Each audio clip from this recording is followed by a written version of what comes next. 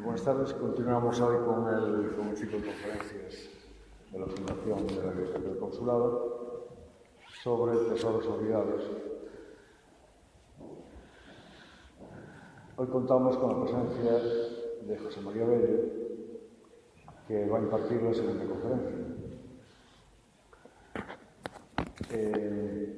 José María Bello, seguramente lo conocéis todos los que estáis aquí.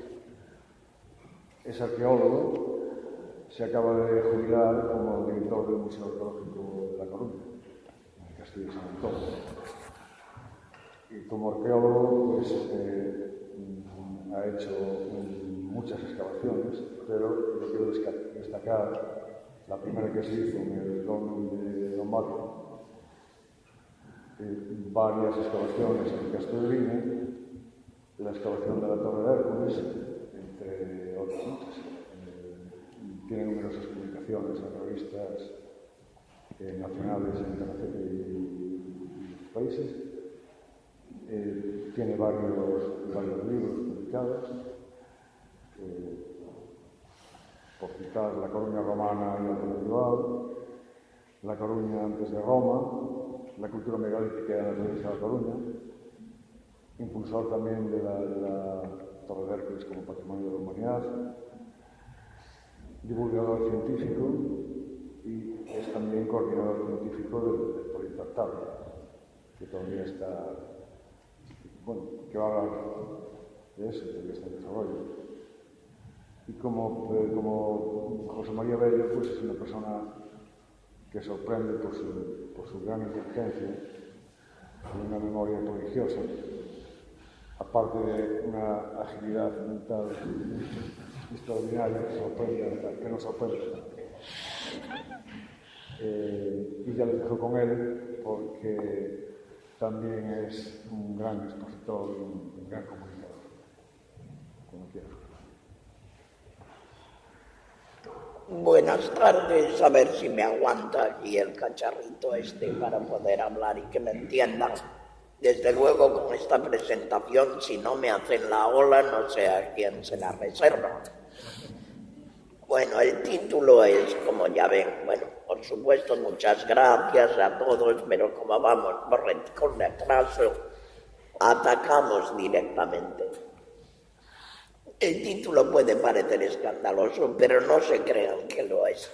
El Castro del Viño se descubrió en el año 47, es decir, que hace ¿cuántos? 60 y 80 años, hace ya que don Luis Monteagudo metió ahí la primera palabra. Y la verdad es que el pobriño no da arrancado. Como veremos, se suceden momentos de actividad seguido de momentos larguísimos de abandono, con mucha historia sucia por el medio, y de ahí este título, que creo que está bien merecido. Yo no sé lo que le hizo a alguien el pobre Castro, si es que fueron unos colaboracionistas con Roma y el espíritu galaico lo tiene maldito. Yo no sé lo que ocurre ahí. Vamos a ver. Bueno, por situarnos, aunque todo el mundo lo sabe, estamos ahí. Con esta forma tan peculiar que tiene Coruña, en forma de T. Y llegado un momento, las poblaciones que aquí vivían, ¿qué pasa aquí? Levantan castros. El primero de ellos, en Nostián, el primero en el plano, no quiere decir que en la foto sea el primero cronológicamente. Otro, el del Viño. Y uno tercero prácticamente seguro, aunque no quede nada de él, en la zona de los castros, el Castrillón, etc. Cada uno de ellos tendrá su propio hinterland, la zona de aprovechamiento, donde tendrían sus pastos, sus cultivos. Y por último, en una zona que hasta ahora parece desierta, a saber, se asienta el poder de Roma, hay en la parte de la dársena. Esta Roma construye, como todos sabemos, un faro en la otra punta, la Torre de Hércules, los une con una calzada y a partir de ahí Coruña se lanza al mar. No va a pelear por la tierra con los habitantes de los castros, a ellos les cobra impuestos y vaquear. Su dominio será el marítimo.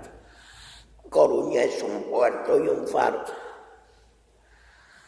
Pero de ahí se enlaza y con otras zonas. Y entonces así tenemos más o menos situado el Castro del Vino. Sabemos dónde está. Cuando hice esta fotografía, esta diapositiva, fíjense, los planes prevén que sea rodeado por la tercera ronda, así fue.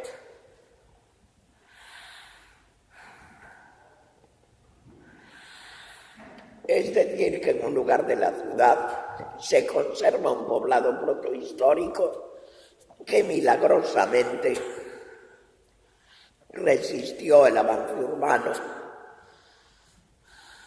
resistió el polígono industrial, que podía haber cruzado la carretera pero no la cruzó, resistió la presión de viviendas unifamiliares y resistió la presión también de la universidad.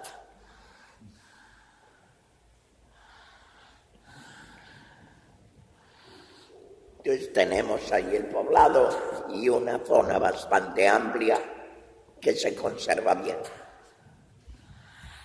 Ahí el poblado rodeado de dos vallecitos que están muy simpáticos.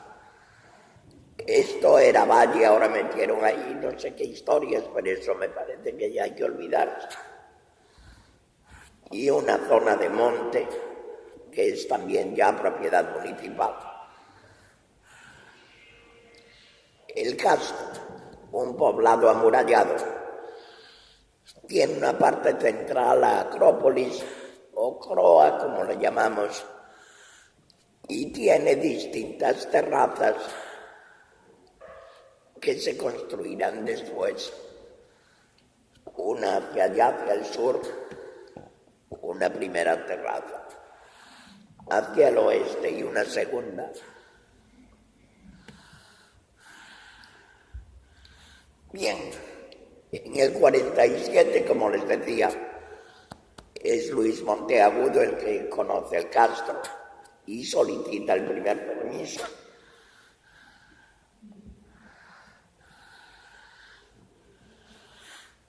Ahí tenemos a don Luis impartiendo magisterio. Y en una visita que hizo al Castro, cuando íbamos a comenzar a excavarlo en el 2002, esta es una fotografía suya de cómo estaba el Castro en aquel momento. Un dibujo suyo también del Castro. Las excavaciones primeras se redujeron a esto, fueron muy amplias, pero atacaron esta primera terraza hacia el sur-sureste, pero no tocaron la Croa, ni tocaron tampoco esa zona donde se acumulaban cantidades enormes de piedras que hacían prever que ahí estuviese la muralla bien conservada. Unos dibujos de Monteagudo muy delicados, muy precisos. Llamó la atención a esta entrada y a estas escaleras, porque después en la restauración se las cargaron. Bueno, fotos de la época. El otro, que entró después de Monteagudo, puesto por Martínez Santaolalla, que era un amigo de Himmler, como director comisario, es José María Luengo. Ahí está en el momento de inauguración del Museo Arqueológico de San Antón. Y este es el plano, que hace José María Luengo.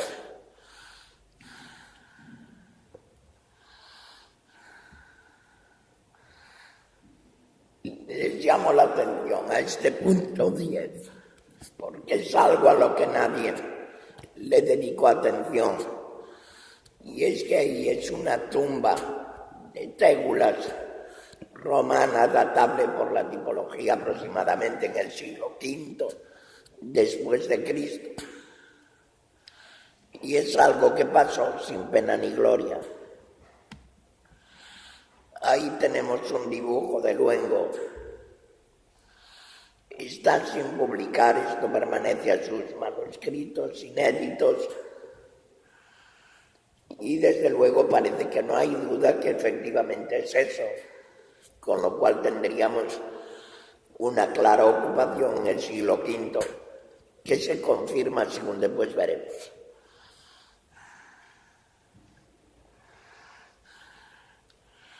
Fotografías también de Luengo de la primera excavación de los años 47 al 54 aproximadamente. Una de las casas, la señalo porque aquí vemos que hay una losa vertical delimitadora de un hogar que estaría aquí y que por lo tanto son pistas para poder hacer de forma real, no inventando, una reconstrucción de ese ambiente doméstico. Todo esto está en el museo, pero nadie lo vino a consultar.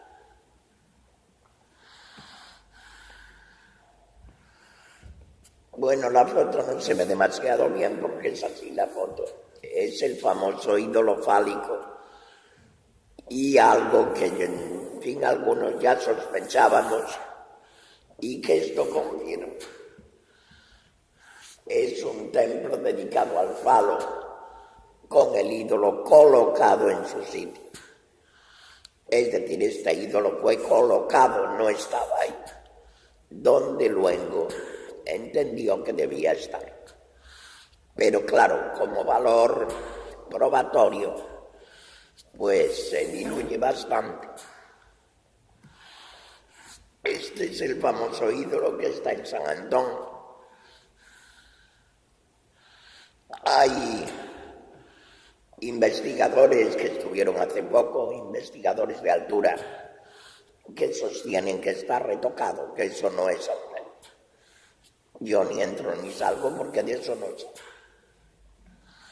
Las escaleritas de la entrada, que hoy han desaparecido por una restauración bastante desafortunada.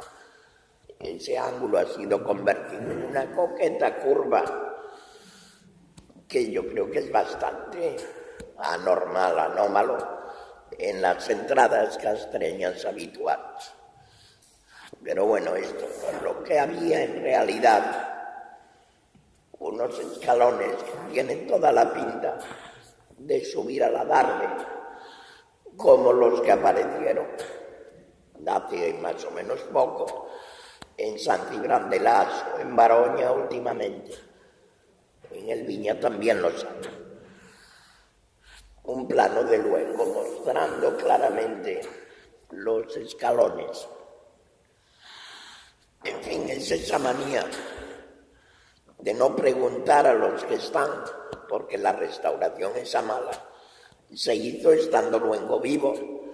Por lo tanto, lo lógico era que le hubieran preguntado. Nadie le preguntó. De la misma forma que a mí no me preguntó nadie tampoco. O sea que aquí el adanismo habitual, no hubo nada antes que yo, parece que es la ley. más poderosa.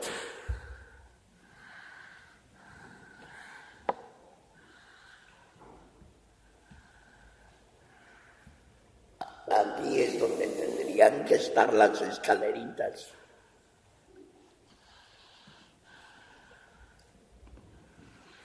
Luego reconstruyó un par de casas.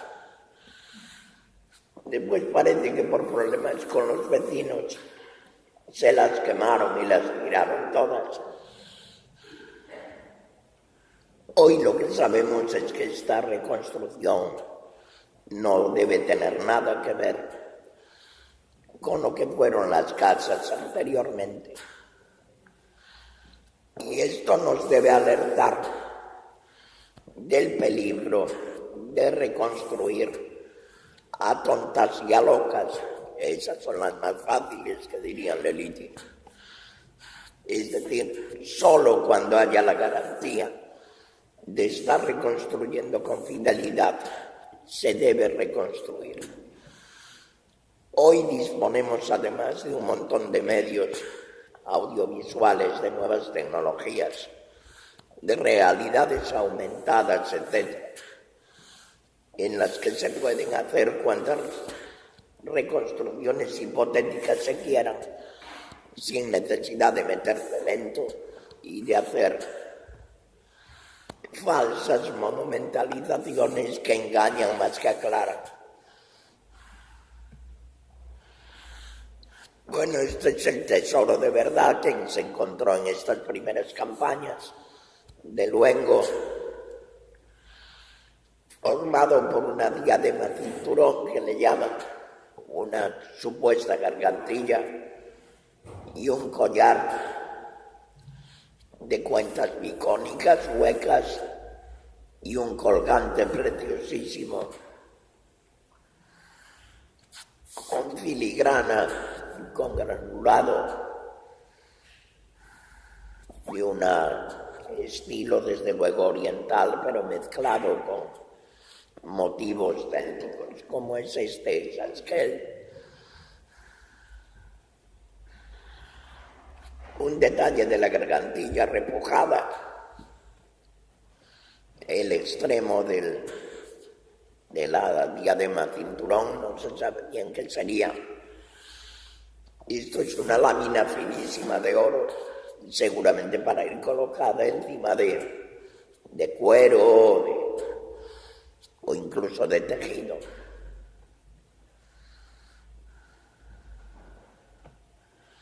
Y esta parte central, con ese patito, que realmente es una gozada, es mínimo, pero tiene una delicadeza preciosa. Así es como se encontró la diadema cinturón, es decir, rota, cortada y enrollado cada uno de los dos trozos, es decir, esto estaba tesaurizado, ya no se usaba, se guardó y apareció escondido en una grieta de la roca debajo del suelo de arcilla apisonada de la casa. Estaba realmente escondido. Esto se dio siempre como formando parte de este tesoro, pero no es correcto. Son cuentitas de vidrio transparente de la técnica que le llaman gold glass o golden glass. Y primero se hace un núcleo de vidrio, eso se recubre de un polvillo o de una laminita de oro, y luego se vuelve a poner otra capa de vidrio por fuera, de manera que por efectos de la refracción da un tono dorado muy bonito, con muy poquito oro. Esto le apareció en distintas casas y veremos que en nuestras excavaciones aparecieron más de 50 cuentas.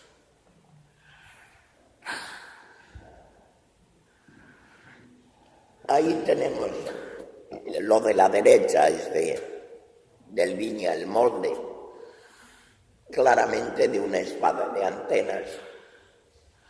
lo que nos pone desde luego en contacto con todo el resto del mundo de castros gallegos y nos muestra que en el Viña había fundición. Quiero decir que en estas primeras excavaciones hubo mucha materia y dieron muchos datos. Esta es una cosa curiosa. Son unas cerámicas de pasta gris, de las que luego no dijo nada, no las interpretó, pero que posteriormente, ahí tenemos una de ellas reconstruida,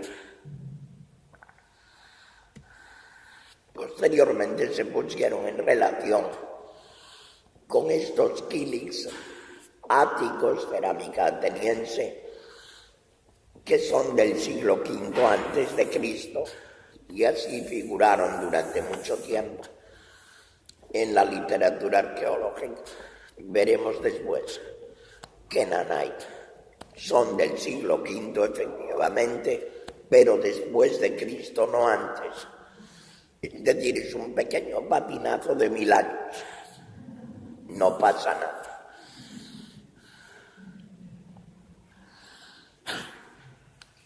Esta es posiblemente la construcción más espectacular de esas primeras campañas y del propio castro. Es un pozo excavado en la roca al que se desciende, como ven, por dos escaleras enfrentadas. El pozo estaba tapado, obturado, lleno de materiales. En cuanto se retiraron, volvió a manar agua en la campaña de luego. Como digo, después de estas primeras campañas, lo veremos, quedó en el más absoluto abandono y se volvió a llenar de materiales. Rey Felipe Senén, que dirigió también campañas allí, lo limpió. Y en cuanto limpió, volvió a manar agua, volvió el abandono, se volvió a llenar. Llegamos nosotros, lo limpiamos y no manaba agua. Me cacho nada más, nos toca siempre la más fea. Pero había unos eucaliptos, estaba todo lleno de eucaliptos. Y un paisano listo dijo, ya verán cómo cuando cortemos alcoholitos vuelve agua. Y efectivamente, cortamos los eucaliptos y volvió a manar agua.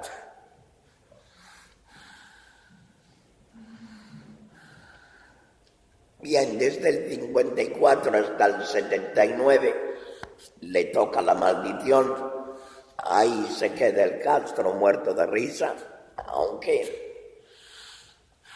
hubo pequeños momentos de limpiezas y consolidaciones, sobre todo por parte de Felipe Senén, desde el Museo Arqueológico. Todo lleno de maleza. La muralla, no hay más que decirlo, no se ve.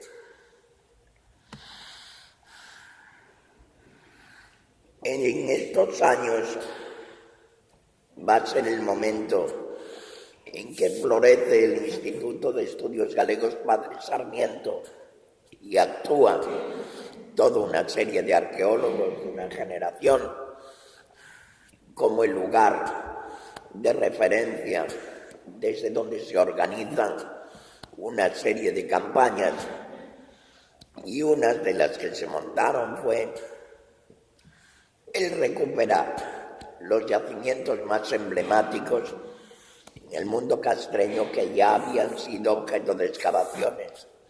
Y así, por ejemplo, aquí tenemos a Ana Romero, que en esta historia le tocó pues dedicar 13 años de su vida a Borneiro, y a Felipe le cayó en suerte lo del Viña. Nunca tal cosa hiciera.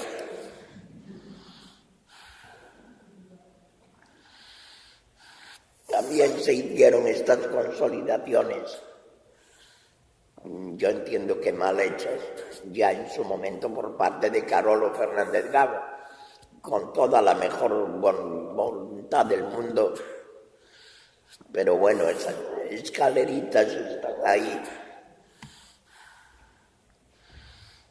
Ahí están. Aquí se ve toda la parte a donde llegaba en el momento de su descubrimiento, venía todo por aquí. Todo esto es inventado y en ese invento se cepillaron las escaleras. Bien, vuelve el abandono a partir del 85.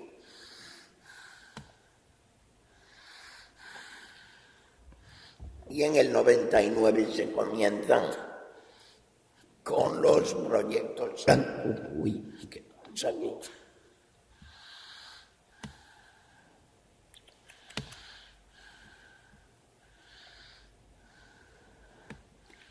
Es que no sale entero, no sé qué pasa. Bueno, da igual, en el 99-2000 se comienza con el llamado Proyecto Artabria, que todavía sigue hoy. Se montó un equipo director, se nombró, desde el ayuntamiento, compuesto por las personas que ahí ve, y 2 coordinadores. A mí me cayó en gracia al ser coordinador científico, al estar como director del museo, y a Agustín Lorenzo Tino como coordinador ejecutivo. Vaya, mira, pues no nos sale esto. Debe ser por compatibilidad. Da igual, es para señalar simplemente que se montaron también unos consejos asesores realmente poderosos y con gente de currículum bien acreditado. Bueno, ya lo ven, Fernando Acuña, que falleció hace 1 año y pico, Martín Almagro, Víctor, el catedrático de Ferrol, Rodrigo de Balbín y muchos otros que no salen ahí. Un comité Santa Cana, por ejemplo, estaba. Comité técnicos asesores, además del comité científico. Miguel Ángel de Blas, que es el catedrático de Oviedo, estuvo hace poco aquí, Julio Carballo, etc. Carmen Fernández Ochoa, que estuvo también hace poco en el Museo Arqueológico, predicando. Comités de museología y restauración realmente variados y para que hubiese muchas visiones diferentes.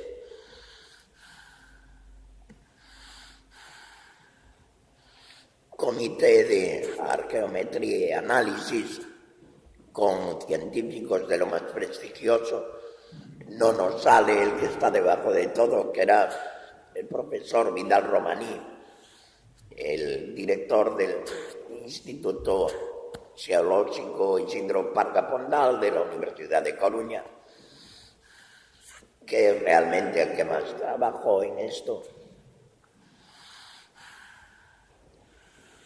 ¿Y qué es, una vez visto a la organización del Proyecto Artabria? ¿Qué es?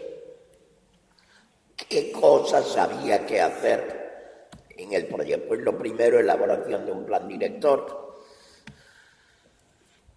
que se redactó por convenio con la Universidad de Santiago, como figura ahí. Una propuesta patrimonial para todo lo que se intentaba hacer, que era un parque de 65 hectáreas, teniendo el Castro como cerca, como centro. También se hizo en colaboración con el Departamento de Didáctica de las Ciencias Sociales de la Universidad de Barcelona. Y están con Joan Santacana y Francesc Xavier Hernández, que fue después director general de universidades e investigación en el gobierno el tripartito, elaboración de un plan especial por parte del ayuntamiento que se hizo desde urbanismo. Ahí está su aprobación definitiva en el 2001. Es decir, que ven que hay en torno al año 2000 y los primeros años de 2000 y del 2003 hasta el 2009 prácticamente, hubo una actividad muy fuerte, muy coordinada, muy pensada, que por algún motivo ahora están en plan damnatio memoria y de eso no oirán que nadie hable. Como nadie habla, hablo yo. Se expropió el terreno ocupado por el Castro y los alrededores. Todo esto es lo que se iba a expropiar. Se expropió primero la parte central, que son unas 12,8, 13 hectáreas prácticamente, y se expropió también la fase 2. Yo creo que un poquito menos, no tanto como viene ahí, en ese plano de fases, en torno a unas 12 hectáreas. En este momento son propiedad municipal unas 25 hectáreas. No se expropió la fase 3, que ahí es donde entraron el Ministerio de Fomento a hacer algo de, no sé de qué, de autobuses o...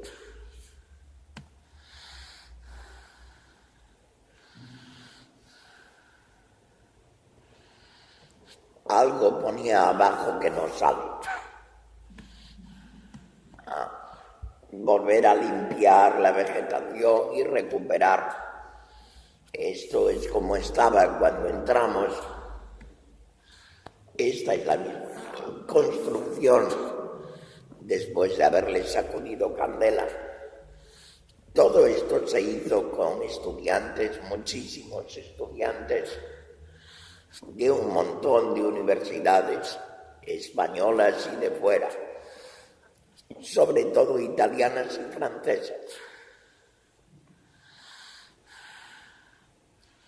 Bueno, nuestro objetivo al hacer toda esta limpieza fue el respetar absolutamente lo que había.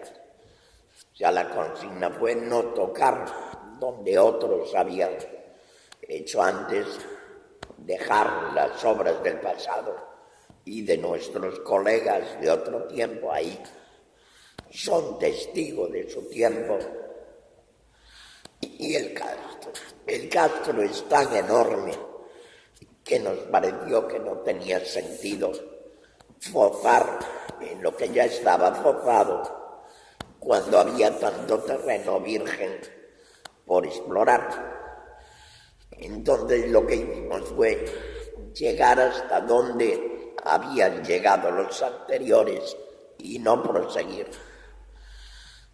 Recuperar lo que habían hecho otros. Está, por ejemplo, en la casa de la Excedra, que fue excavada por Felipe Senén, y llegamos exactamente hasta donde había llegado Felipe Senén, y ahí paramos.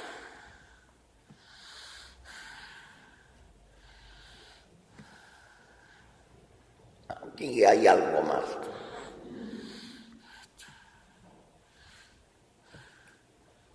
Emplear tecnologías, nuevas tecnologías de prospección geofísica era otro de los objetivos.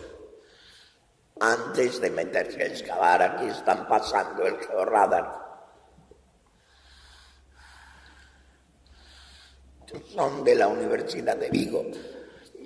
Este señor es Vidal Romaní, que es el que nos hizo el contacto.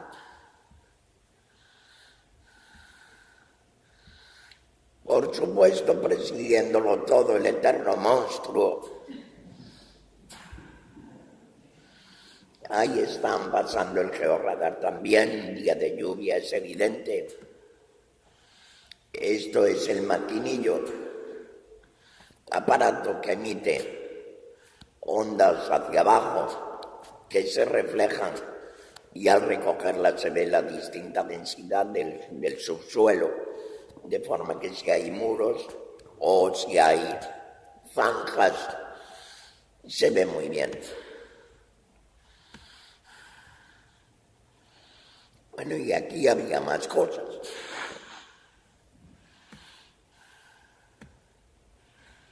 Organización, la apertura del Castro a la ciudadanía y organización de visitas. Cómo efectivamente se organizaron y se organizan. Todos los domingos a las 12 hay una visita gratuita. A quien le apetezca llega con estar en la puerta a las 12 del mediodía. Y allí irá un monitor o una monitora, en general una monitora, que les explicará todo lo que quieran y más que se inventan. Yo también, si les toca ir conmigo, yo siempre gusto del consumidor. Una vez en la Torre de Hércules vinieron un grupo de señoras que parecían extremeñas cuando había entrado de cabeza el marejeo y aún estaba humeante. Y decían las señoras, había una que era la jefa, ya este es el petrolero que salió en la tele. Sí, señora, pero es el original o una reproducción. Y yo le dije, una reproducción. La señora se dio la vuelta hacia las amigas y les dijo, ¿lo veis? Y aunque le hubiera dicho que era el original, no me habría creído. Bueno, otra visita esta con el comité asesor científico. Aquí está César Llana. Este es Miquel Asensio, un experto en didáctica en museos. Miguel Ángel de Blas, catedrático de Ferrol, de Oviedo. Ostras, este es Julito. Este chico falleció hace poco, era catedrático en Valladolid. No me acordaba de que hubiera estado. Felipe Arias fue director del Museo de Lugo y después de Viladonga. Otra de la misma visita, aquí está Fernando Carrera, que en ese momento era director de la Escuela de Restauración de Pontevedra. Antonio de la Peña Alado. El Castro está abierto a visitas, ya digo, y estos son los números de visitantes, que no son nada salvajes, pero bueno, por estar abierto un día a la semana no es tan mal. Oscila en torno de 3.000 al año, dado que además el ayuntamiento no hace la menor publicidad de estas visitas. O sea que estos señores que vienen es de boca a oreja.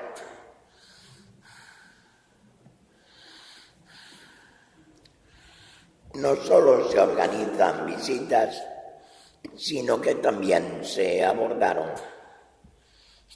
la construcción de algunos elementos ligeros para salvar las dificultades de movilidad, como esta pasarela por encima ya se ve ahí por debajo, ¿verdad?, de un boquete que hacía difícil el paso, o estas escaleras que hubo que poner, visto el alto porcentaje de culadas de los visitantes, sobre todo cuando el suelo estaba resbaladizo por lluvia. No están simplemente posadas, es decir, que no afectan para nada al subsuelo. Son muebles, no inmuebles. Con un helicóptero se sacarían enteras. Otra vista.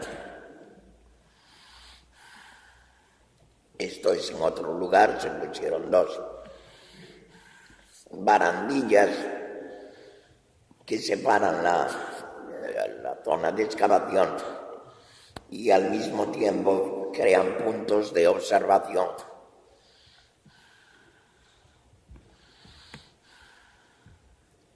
Que son donde en la visita guiada pues se van haciendo las paradas y desde ahí explican. Esta ardió completamente, solamente quedaron los clavos.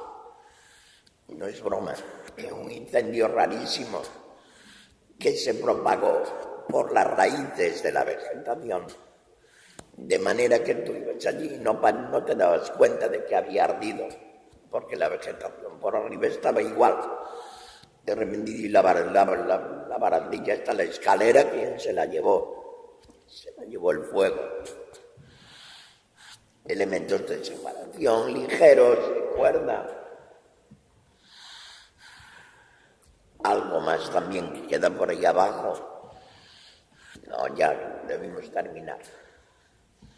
Bien, otra de las actuaciones.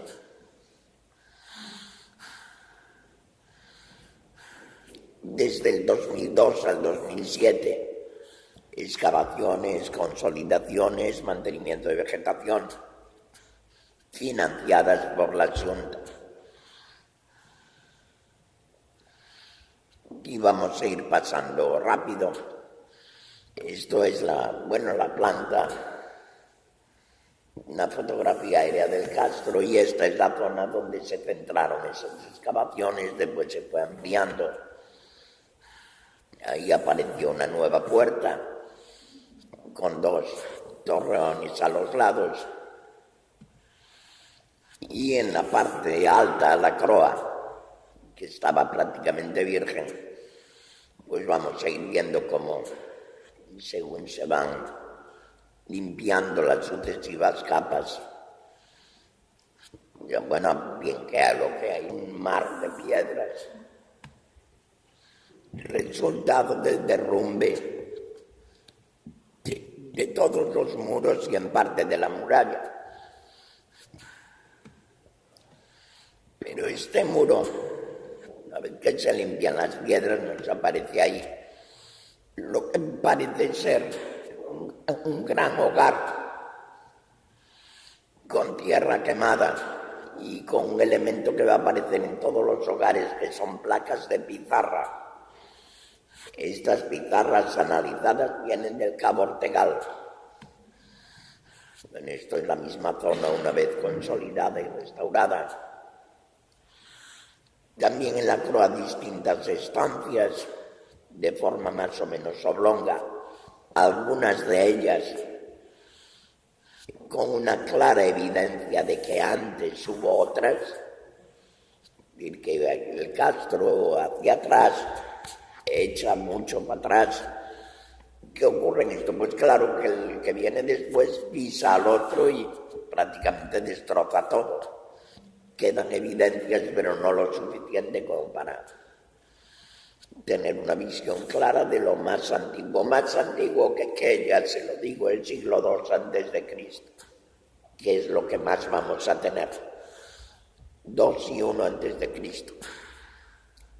Pero antes hubo otras cosas. Bueno, otra zona, también un barullo, que cuando se desembarulla nos aparece una callecita que fue bautizada con el nombre de Avenida de Sillón Mur. Esta callecita tiene una cosa muy curiosa, que es este agujero en esta piedra, en la parte más profunda. Bueno, toda esta zona que ya nos va dando una imagen parecida a lo que se cabe esperar en un castro, de construcciones muy próximas, espacio muy aprovechado.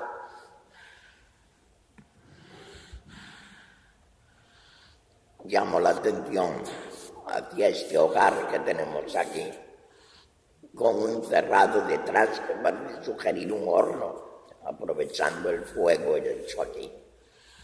Una construcción oblonga con una división Aquí estaría la entrada y la entrada general a través de este rosado. Aquí había una rueda de molino magnífica que robaron la misma noche que apareció.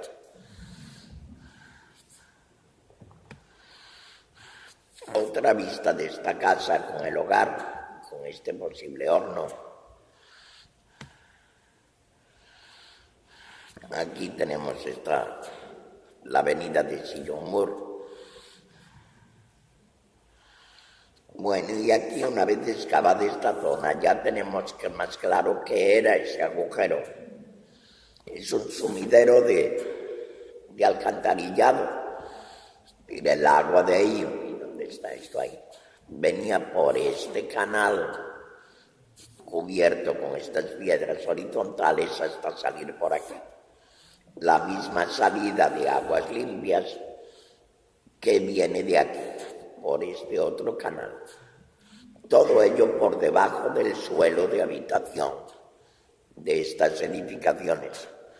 Es decir, que la imagen de brutalidad o de esto que podíamos tener de estos señores hay que irla borrando, y eran individuos que vivían con sus tecnologías, pero ya con comodidades y con obras de saneamiento.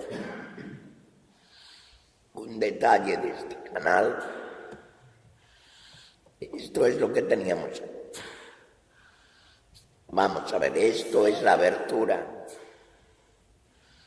Esta abertura, este muro así que hace curva aquí. Aquí ya está todo esto excavado, pero lo que había era una cantidad enorme de lodo, que lo que viene a insistir y a corroborar esa idea de que eso es una zona de salida de aguas, de limos y de toda la escorrentía que viene de la parte alta del castro y que ahí decanta. Todo esto al mismo tiempo, esos lodos estaban llenos de fragmentos de cerámica de buen tamaño, es decir, que eso era al mismo tiempo el basurero de la zona.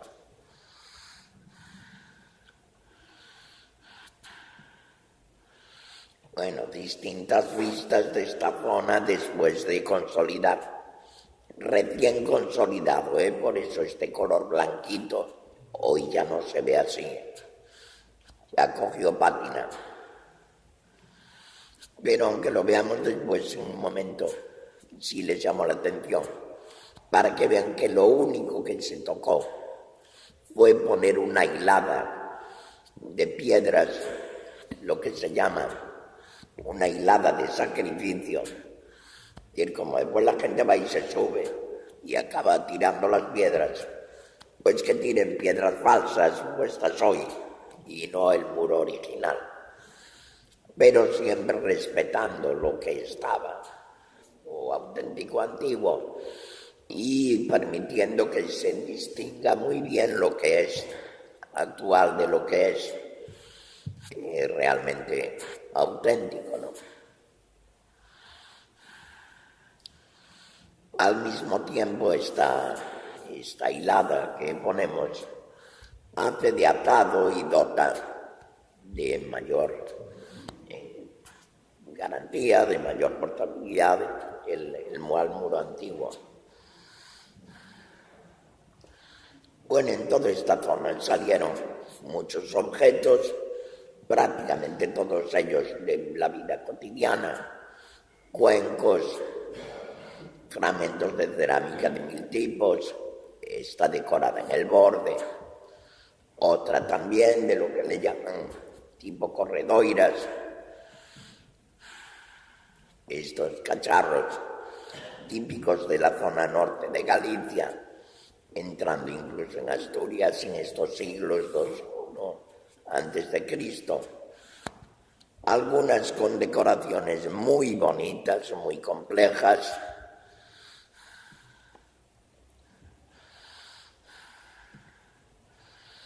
Distintos tipos de cacharros decorados Bien, estos qué bonitos también. Ya fragmentos muy pequeñitos, pero que conservan su decoración.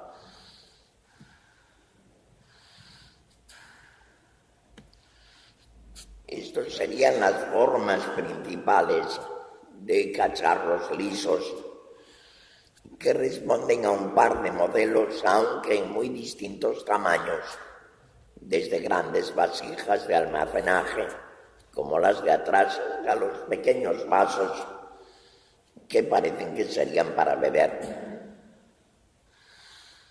Otros elementos son las llamadas busayolas, serían en teoría para ensartadas en un palo hacer de volantes de inercia en las tareas de hilado, formando parte de un uso, y fichas más o menos circulares, que son fichas de juego.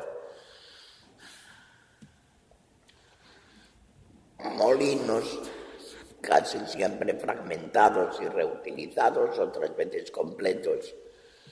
Molinos circulares y molinos manuales de vaivén.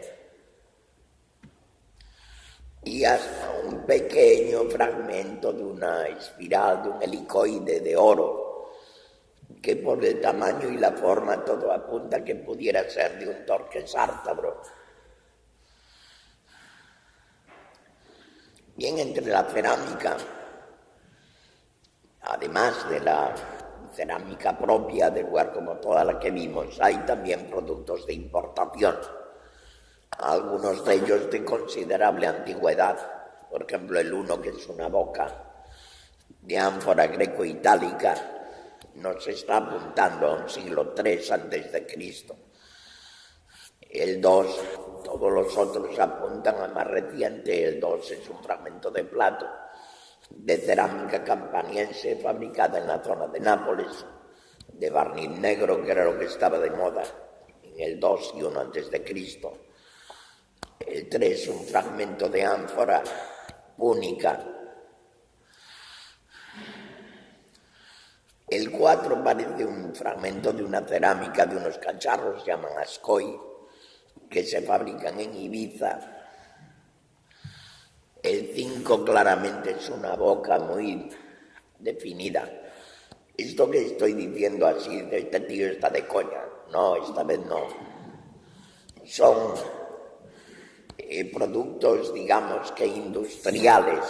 Es decir, ustedes podrían saber perfectamente el año de fabricación de un SEAT 600 mirándole las asas o mirándole los retrovisores.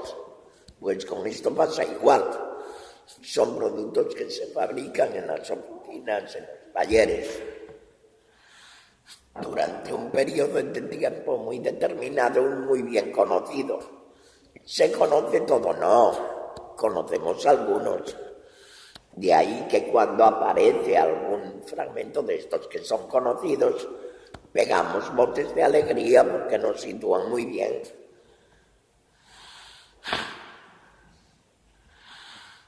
Bueno, y el 6 es un fragmento de cerámica celtibérica, también todo ello, salvo el 1 que puede ser anterior, entre los siglos 2 y el 1 a.C. Todo esto es posterior. Las primeras, las de arriba y esta, y estas de arriba son lo que se llama terra sigillata, cerámica como se ve de barniz rojo, decorada a base de impresiones en una matriz con un sigilo, con un sello, y de ahí el nombre de sigilata. Fragmentos de asas de ánfora de un tipo muy característico, Halter 70,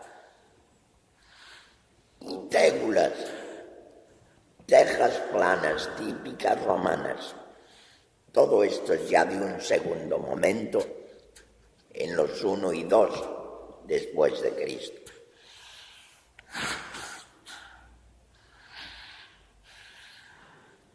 Esto es algo que fue muy rompedor cuando se hizo hace 12 años. que era el escaneado con láser 3D y que daba unos resultados magníficos, rigurosamente exactos. Y aquí en la puerta esta que descubrimos, la torre de entrada, etc., con su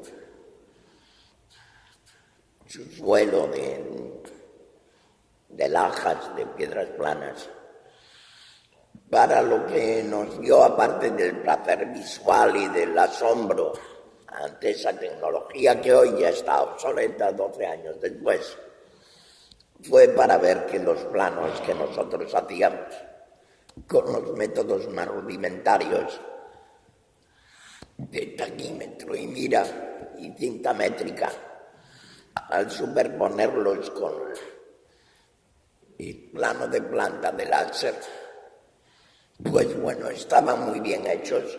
Entonces nos dio mucho gusto decir, mira qué bien trabajamos. Igual que a la hora de limpiar y de consolidar, lo que decía esto es, la de la izquierda es la foto de Felipe Senén, de cuando él en el 83 o por ahí limpió el aljibe, y esta es la foto de nuestra actuación, y se ve que realmente, bueno, pues que coinciden, ¿verdad?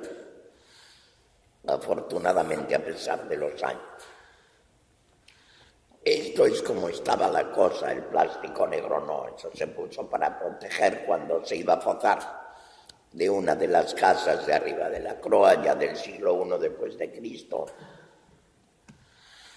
Esto es como quedó después de la consolidación. ¿Cómo consolidamos? Le doy importancia porque vamos a ver un poquito lo que se dice ahora.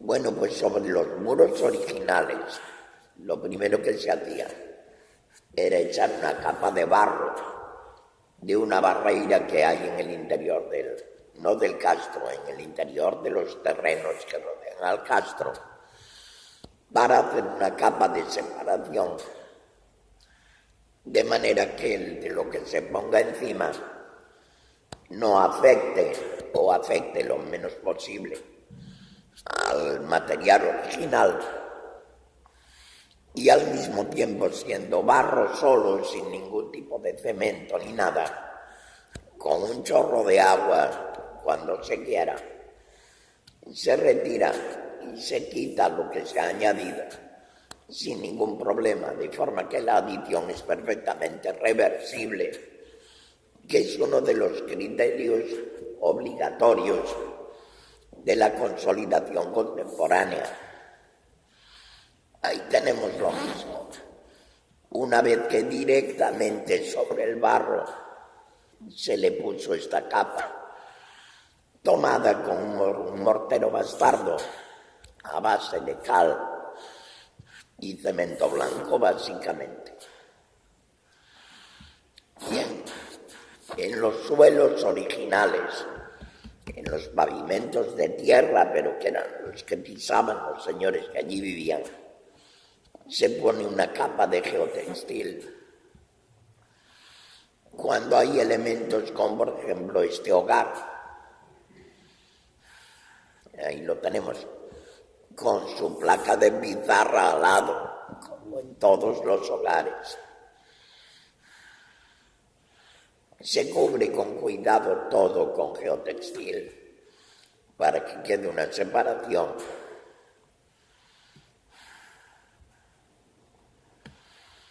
Y una vez que está así, se echa grava primero y después una capa de tierra y se apisona manualmente, de forma que el suelo original queda completamente protegido, separado de la tierra por esa capa de geotextil que permite el paso de la humedad, pero no de los objetos de la tierra.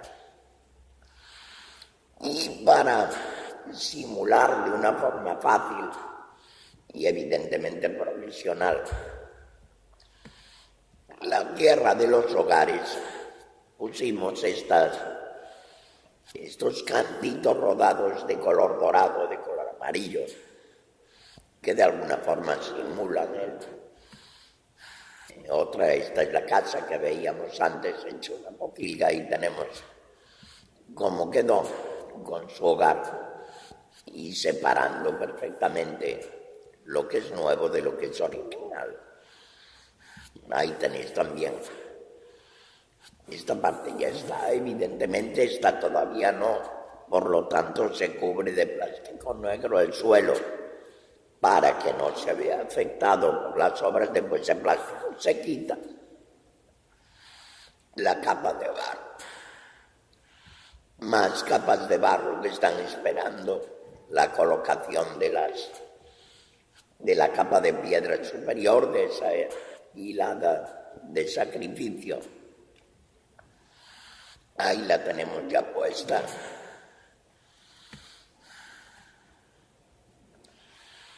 Esta la pongo porque aquí, claro, cuando uno ve que ahí va, ¿dónde está esto? ¿O ha desaparecido algo? Todo esto, fíjate todo lo que se han inventado. No, esto era un muro de doble cara, pero la cara exterior se derrumbó, pero quedó la cara interior. Entonces lo que hicimos fue poner piedras reconstruyendo hasta la altura del muro que se conservaba. No tiramos más, pues no sabemos a dónde llegaba, pero no hemos inventado nada, aunque al verlo dices, no, esto todo es nuevo, pero la otra cara está en su sitio. Y en esto es el final, llamo la atención a este enorme boquete que hay aquí, que fue una cantera para usar las piedras de la muralla, los vecinos. Tenemos bien documentado el final de la cantera, en torno al año 60, porque los elementos más recientes que aparecieron en el sedimento fueron una bola de boliche de las gaseosas de la fábrica de la Unión y una chapa de Estrella de Galicia de antes del modelo nuevo de Especial Rivera. O sea que andan todos a finales de los 50 y 60. Es el método arqueológico habitual. Llamo la atención porque hablaremos de eso. Bien, en 2008 se firma un nuevo convenio con el Ministerio de Fomento para invertir el 1% cultural y se hace una primera campaña de excavación en torno a esto. Aquí tenemos en una vista del Castro, bueno, ya lo ven, la zona que habían excavado Monteagudo y Luengo, la zona que excavamos nosotros entre 2003 y 2007, y la zona de excavación de 2009, muy al sur, en la zona más exterior del Castro. Aquí tienen lo mismo, en rojo está la parte que excavamos en el 2009, ya en esta última fase, y una vista aérea. Ya les digo que salió todo este tramo de muralla nuevo y hay un muro interior paralelo a la muralla. Así no se ve muy bien, pero estos son muros transversales posteriores que en un momento en el siglo IV configuran una casa rectangular, más bien un tambucho, para, seguramente en relación con toda esta zona, que se emplea como zona ya de cultivo Bueno, esto era al principio, según se iba empezando a bajar, ya se empieza a ver estos muros, junto con este muro que va a unir creando esta estancia rectangular de que les hablo. Y en estas primeras capas nos aparece ahí algo que va a ser similar al pie de aquella copa que habíamos visto, que había encontrado Luengo y que había comparado con un Quilix. De estos nos aparecieron bastantes y a mí me volvieron loco, hasta que vi con algo muy similar este tipo de pies. Esto es muy parecido a lo que al cacharro de Luengo, que vienen de Astorga. Con lo cual me cogí una caja de zapatos con esto en el medio y me fui a ver al que había excavado allí. Y era Paz Peralta, un doctor de Zaragoza. Dije, ¿qué te parece esto? Dijo que si salen en Astorga me los creo perfectamente. Y efectivamente, bueno, aquí tienen los pies. Toda la serie de pies que salieron ahí. Y que entre los pies y los cuerpos, bueno, no dije nada, estos son los de Astorga y esto también, derivados de lo que se llama la sigilata paleocristiana, productos del siglo V después de Cristo. En el Viña hemos podido definir tres muy claros, tres formas distintas: la copa, el cuenco y el plato, en lo que se llama un servicio de mesa, que ya está aceptado en la literatura general de cerámica como es un servicio de tipo el Viña. Aquí tenemos otra vez la de Luengo, que veáis que es la misma. Y en el 2009 al 2013 no se hicieron más excavaciones, de vez en cuando, muy de vez en cuando nos dejaban, se mantenía la vegetación malamente, y abajo ya no sé lo que había.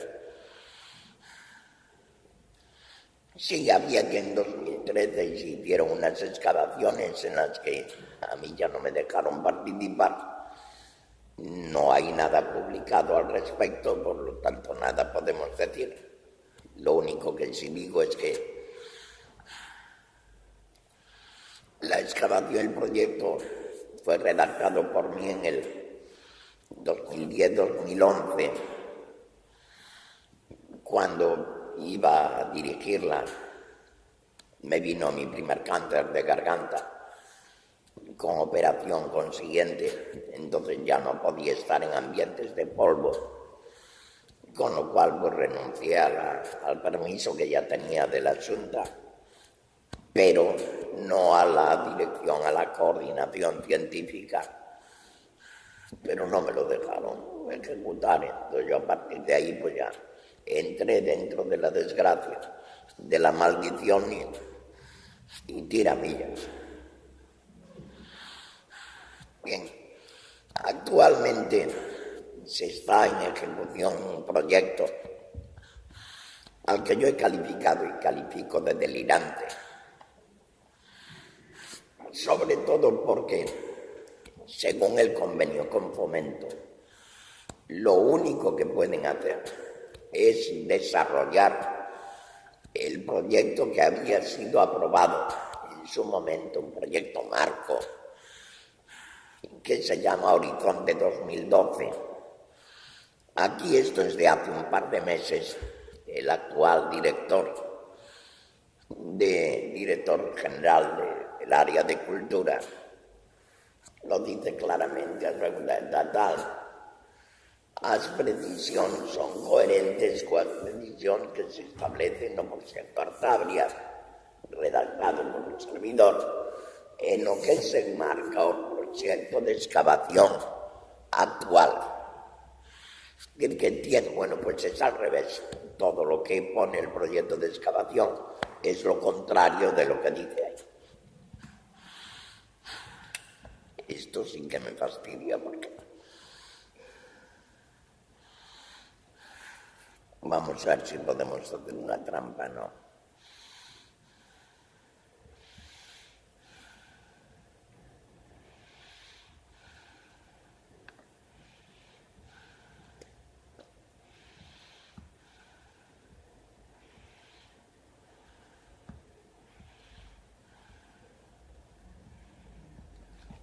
Ah, mira, sí que podemos hacer la trampa. Queda feo, pero nos vale. Esto está bien. ¿Por qué critico el proyecto actual? Me lo preguntaron muchas veces y creo que conviene dejarlo claro. Primero porque tiene contradicciones en el propio objeto. O sea, ¿qué pretenden hacer en estos momentos? Pues el título es Excavación en el Castro del Viña, campaña 2014, que aún van a ejecutar ahora.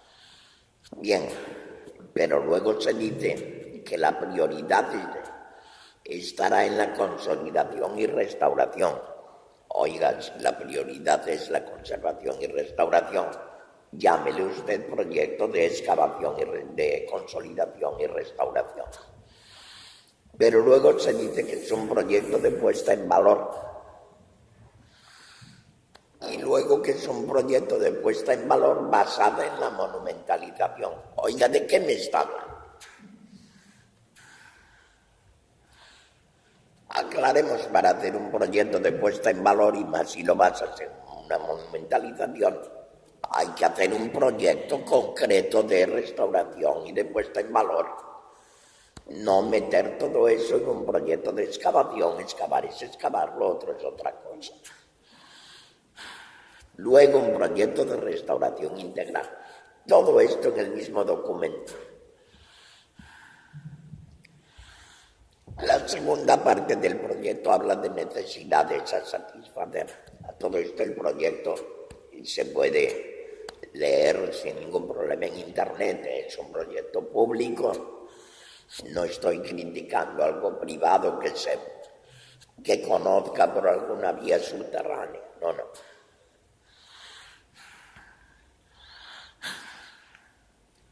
Lo primero que nos dice es que una de las necesidades a satisfacer es que el Castro actualmente no reúne las condiciones para la visita continuada y masiva que sería de desear. Oiga, ¿por qué es de desear una visita masiva? Lo que se ve en todos los yacimientos arqueológicos es que las visitas son restringidas. En cualquiera. Una visita masiva conlleva necesariamente la degradación. Uy, yo juro que esto no lo aconseja bien. Esto sí. Vale. Ya entendí, pensé que había sido algo de luz así. Bueno, pues más bien al contrario. De hecho, los redactores del plan de musealización lo que planteaban era en el monte expropiado al lado, donde están unas antenas de telefonía, ahí hacer un falso Castro, con actividades y con toda la gaita, de forma que el público más masivo, que quiera cosas más lúdicas y que la crudeza de un yacimiento arqueológico, como la crudeza de un archivo, le resulte poco atractiva, podía ir allí y allí sí que tendrían sus casas reconstruidas y señores disfrazados de lo que quieran, y al mismo tiempo librar el yacimiento auténtico de ese exceso de presión de la visita masiva. Pues ahora de repente eso nos aparece como un objetivo a lograr. Transformar las consolidaciones provisionales en un recurso cultural efectivo. Mire, ya es un recurso cultural efectivo. Y además las consolidaciones que se hicieron ni son parciales ni son provisionales. adopción de un criterio uniforme y coherente en lo que a restauración se refiere. El criterio seguido es el que he expuesto y me parece que es un criterio uniforme, muy coherente y aplaudido por todos los técnicos que formaron esas comisiones. Además de por el catedrático de Arqueología de Estambul, que es una cosa muy curiosa, pero le encantó.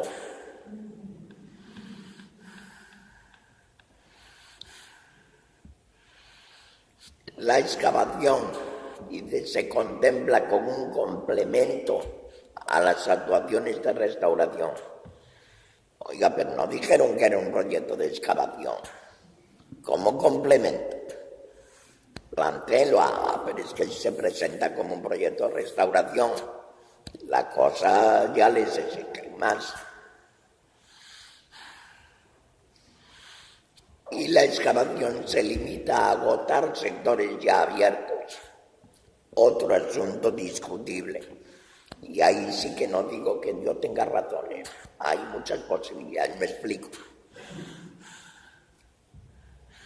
Para mi criterio, un suelo, aunque sea de tierra, es tan resto inmueble como un muro.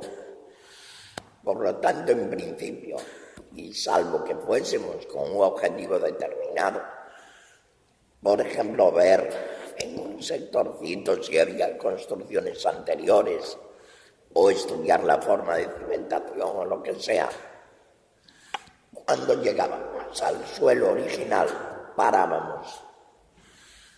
Esto es un criterio conservador, en el sentido de que si tú quieres volver a excavar, siempre puedes. Mientras que si te tiras a lo loco a excavar, lo que has excavado ya no puede volver a ser lo que era. Pero si José María Luengo hubiera seguido mi criterio, hoy no tendríamos el tesoro del Viña, porque estaba debajo del suelo. Y las dos valen, pero hay que tomar una. La que se tomó en su momento consensuada en el proyecto Horizonte 2012, que como vimos es el que hay que respetar, pues está. Bueno, pues estos señores ahora van y dicen que lo contrario, que vale pasar los mismos filtros y adelante.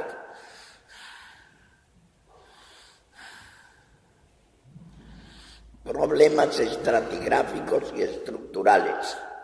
No se dice cuáles son. Es más, hay unos que sí se dicen y es simplemente que no se han enterado de nada. Y coño, si hubierais hablado conmigo lo explicaba, hombre. Bueno.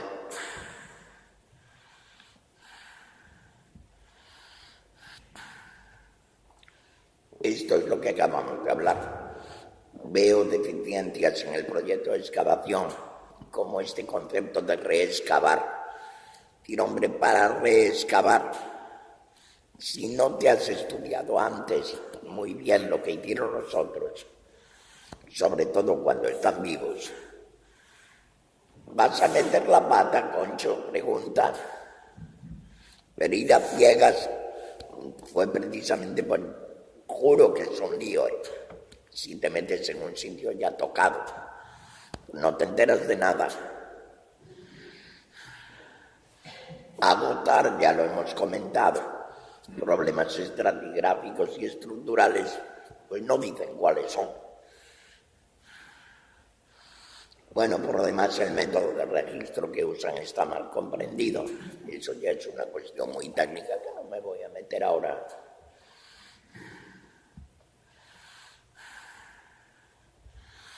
Hay un montón de generalidades que no se concretan y lo que decía, mal interpretadas las consolidaciones anteriores. Por ejemplo, dicen que están orientadas a la consolidación preventiva. No, la consolidación preventiva es lo que se hace desde fuera, sin tocar el objeto, por ejemplo, en un museo o el yacimiento. Es conservación preventiva buscar unas medidas adecuadas de humedad y temperatura en la vitrina de un museo. Pero en cuanto tocas, no es conservación preventiva, es conservación. Coronación de cabeceras con mortero de cal hidráulica. No, se consolidaron con un mortero bastardo, con una composición que está explicitada en el proyecto Horizonte 2012. Protección de suelos de algunas viviendas mediante la adición de áridos sin más. No, se puso una capa de geotextil, luego grava y luego arena, que es el método estándar. Y no es para evitar la proliferación de la vegetación, es para proteger el suelo. La mayor parte de los centivados de madera no cumplen su funcionalidad, no cumplen perfectamente, están todos en perfecto estado. Se emplearon diferentes tipos de elementos separador, que se empleó lo que acabamos de ver.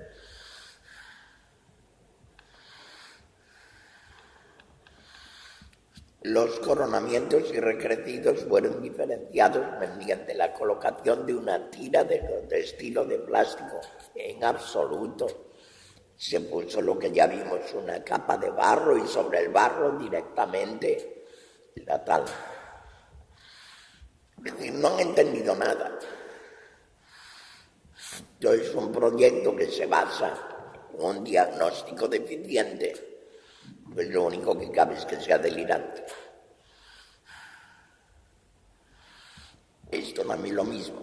Colocar una capa de geotextil sobre la cabecera de las estructuras. Sobre el mismo se extiende una capa de chabre que el geotextil es para el suelo, las estructuras. En fin.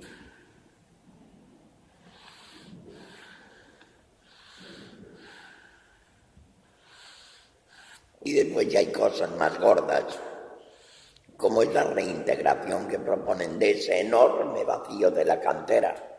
Son 80 metros cúbicos, que no es ninguna tontería, a base de imitar la muralla con piedras, hacer una obra de construcción. Eso es una obra de edificación, pero sin proyecto técnico, sin arquitecto, sin aparejador. Pero bueno, ¿estamos de broma aquí o qué ocurre? Eliminación de restos antiguos para facilitar la lectura. Hay zonas que son muy difíciles, efectivamente, y hay zonas que todavía no sabemos interpretar. Pero ¿qué pasa? Como no la sabes interpretar, te la cargas y así construyes la Disneylandia a tu gusto, contando el cuento prefabricado que quieres contar. Bueno, eso no es hacer historia, eso es contar mentiras.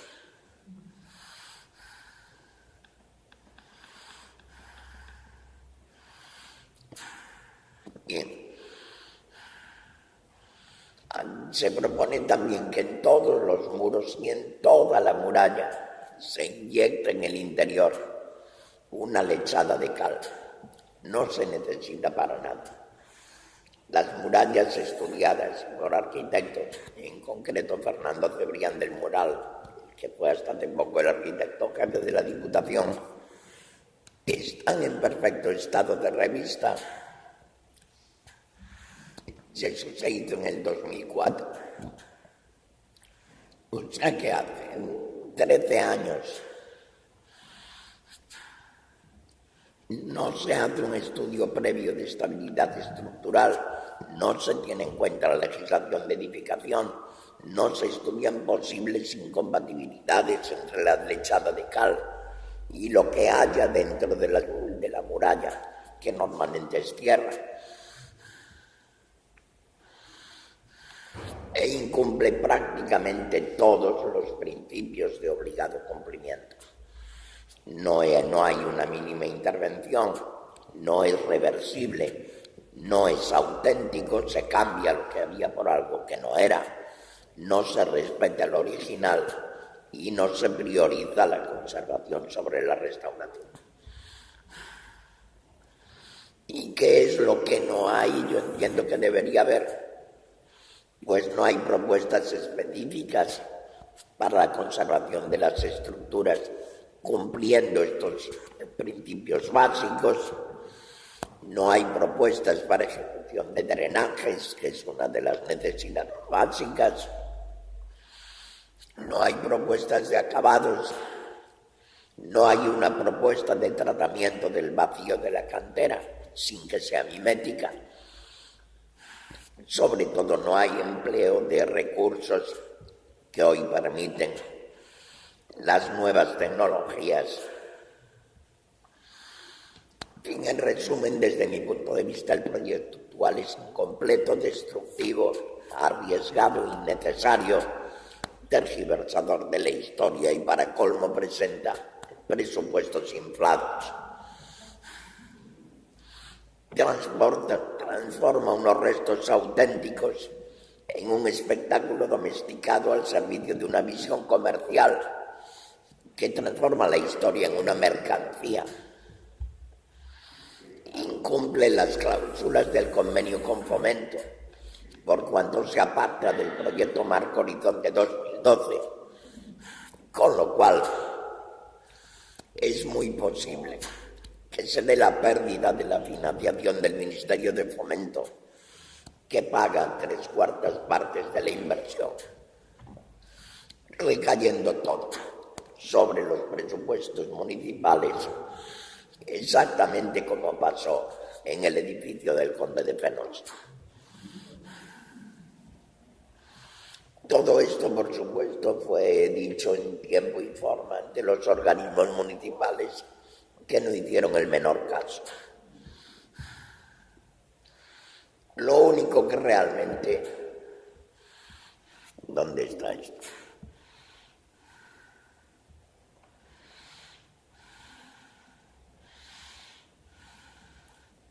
Yo no quiero desde el principio, quiero desde esta, no se puede, sí. Eso es lo único que realmente fue satisfactorio. Pues lo único, no estoy diciendo tonterías, hubo muchas cosas muy satisfactorias, pero lo realmente satisfactorio de toda esta aventura fue esto, ¿verdad? No sé si funcionará o no va.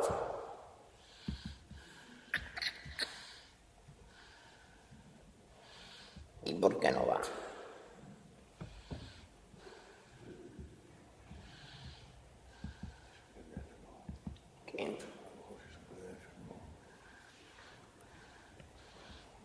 No es PDF, pero lo buscamos aquí, lo ponemos igual.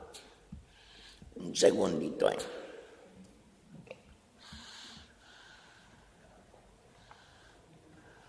¿Qué dices que?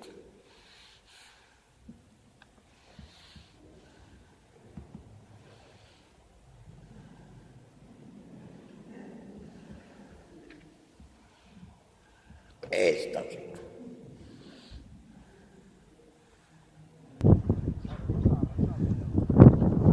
Ahí va. Es que el perruche ya... Ánimo, ¿Eso es que cómo se hace? ¿Ahora no? Sí, es que...